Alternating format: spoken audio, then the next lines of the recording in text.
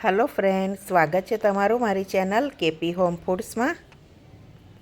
आज आपणे बनावीशुं सरस ठंडो ठंडो एवो फ्रूट सलाड।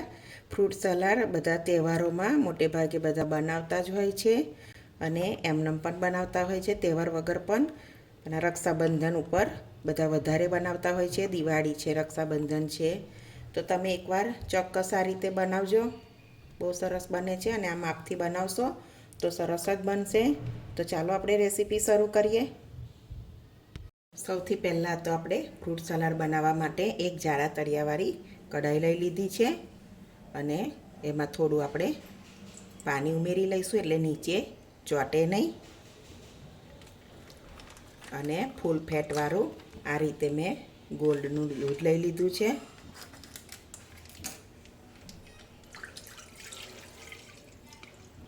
1 લીટર દૂધ લઈ લઈશું આપણે।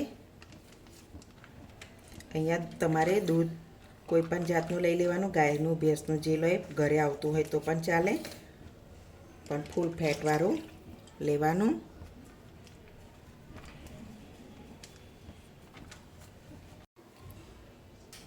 હવે એને મીડિયમ ગેસ ઉપર આપણે એને થોડું ઉકાળી લઈશું।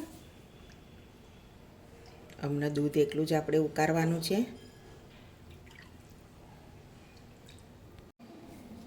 એક વાડકીમાં કસ્ટર્ડ પાવડર લઈ લઈશું। 3 મોટી ચમચી કસ્ટર્ડ પાવડર લીધેલો છે। કસ્ટર્ડ પાવડર સારી કંપનીનો લેવાનો એટલે એનો સ્વાદ બહુ સરસ આવે છે।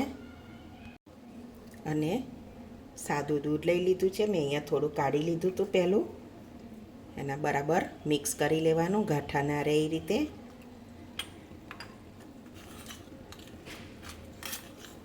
સરસ એક પેસ્ટ બનાવી લેવાની।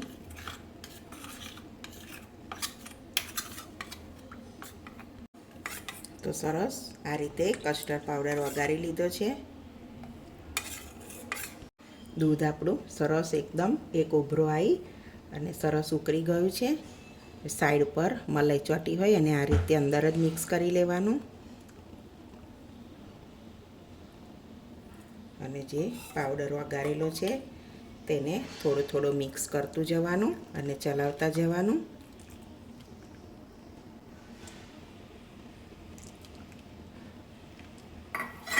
સતત ચલાવવાનું છે એને, નહીં તો નીચે દાજી જશે તો એની સ્મેલ આવશે, દૂધ બરાબર નહીં બને। એટલે આ રીતે આપણે એને બરાબર હલાવતા જઈશું।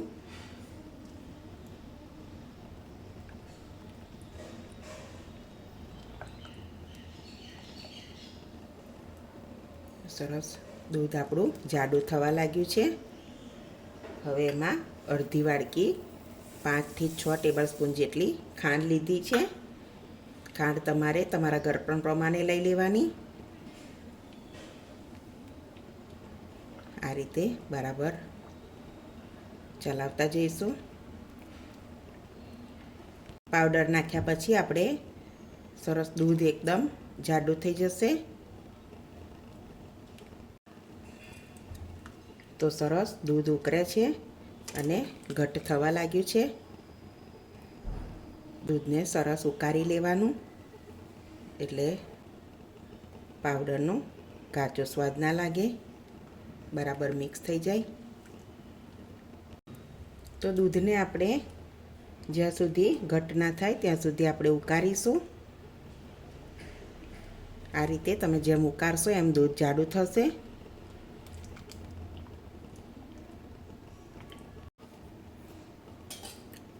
તો સરસ દૂધ ઉકળી ગયું છે અને જાડું પણ સરસ થઈ ગયું છે। તો હવે આ ટાઈમે આપણે અહીંયા મેં થોડા કાજુ લીધા છે અને બદામ અહીંયા પલાળી અને મેં છાલ ઉતારી અને કાપી લીધી છે એટલે આવો કલર છે। હવે અંદર ઉમેરી લઈશું।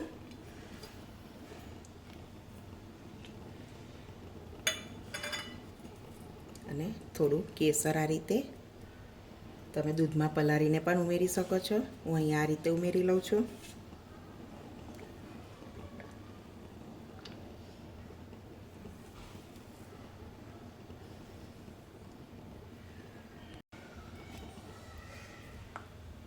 હવે એમાં થોડો એલચી પાવડર ઉમેરી દઈશું અને ગેસ બંધ કરી દઈશું. હવે બરાબર મિક્સ કરી લઈશું. આ રીતે મલાઈ થઈ હોય તો સાઈડ ઉપરથી આપણે અંદર જ ઉમેરી લેવાની છે. મલાઈ થવા નહીં દેવાની.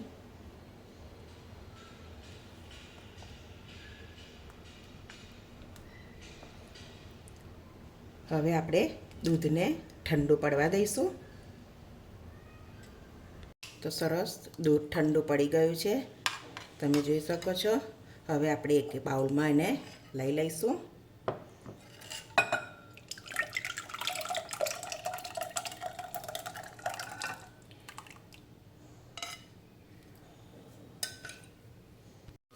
અને હવે આપણે એક દાડમ લઈ લીધું છે મેં.